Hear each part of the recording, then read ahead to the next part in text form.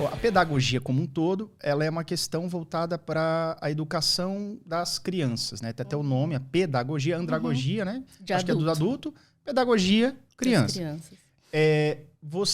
Isso te inspirou de alguma forma na graduação não, desculpa, na especialização?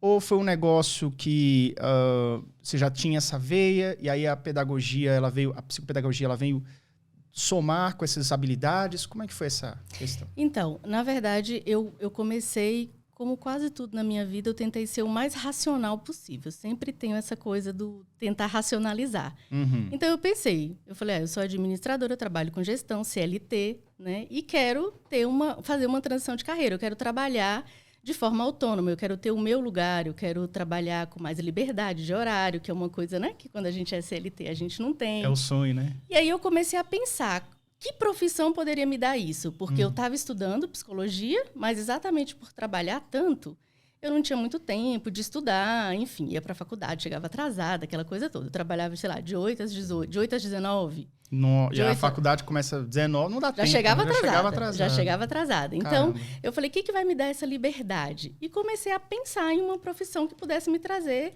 essa liberdade. Uhum. E aí eu cheguei na psicopedagogia. Eu falei, até eu me formar em psicologia, eu quero trabalhar com clínica, eu quero trabalhar com aprendizagem, com estimulação cognitiva, que é o que eu trabalho hoje também. Uhum.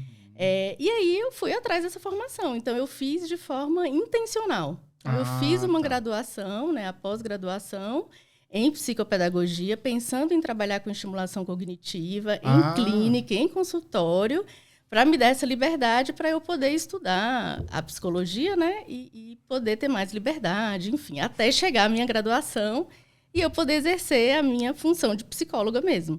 Entendi. Então, foi pensado, assim, sabe? Foi programado, foi estudado. Essa foi a intenção. Só que, até aí, era estimulação cognitiva que eu queria trabalhar na psicopedagogia. Só que na especialização em psicopedagogia, onde a gente estuda ali todos os transtornos de aprendizagem... neurodesenvolvimento... Exatamente. Eu me dei conta e me aprofundei mais no TDAH. E eu falei, cara... E aí você já era diagnosticada nessa época? Não. Aí eu falei, cara, é isso aqui. Uhum. É isso aqui que eu passei a minha vida toda, é por aqui. Uhum. E comecei a me aprofundar mais. Eu falei, eu acho que é isso aqui que eu sempre tive. Na verdade, eu sempre desconfiei um pouco.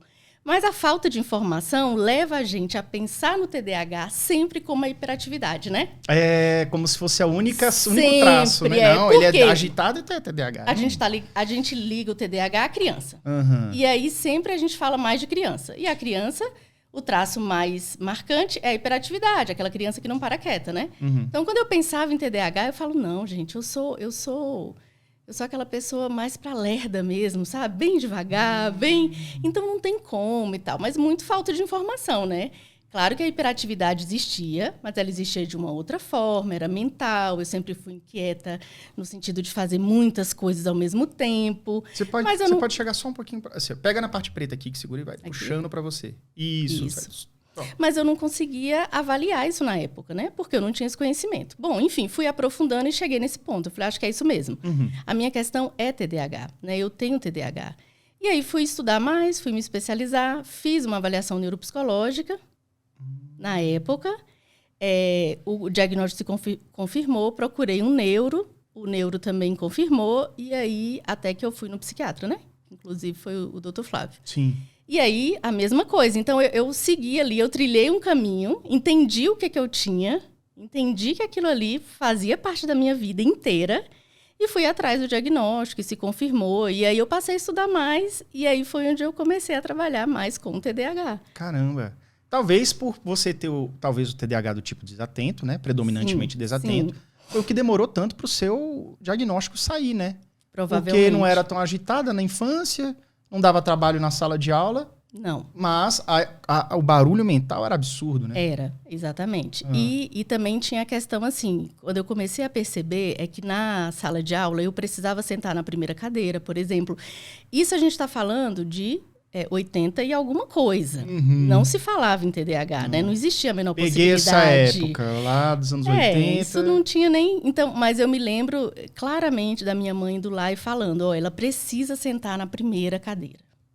ela precisa estar aqui perto. Olha ela para mim, sabe? Fica de olho nela, para puxar, para ela ficar atenta, para ela prestar atenção. Então, eu me lembro claramente dessas coisas assim. Uhum. Então, eu realmente era quietinha, mas era aquele quietinha que voava fácil, né? Que, enfim. Então, a minha dificuldade era essa, né? A minha dificuldade de aprendizagem era mais no sentido de parar, estudar, ficar...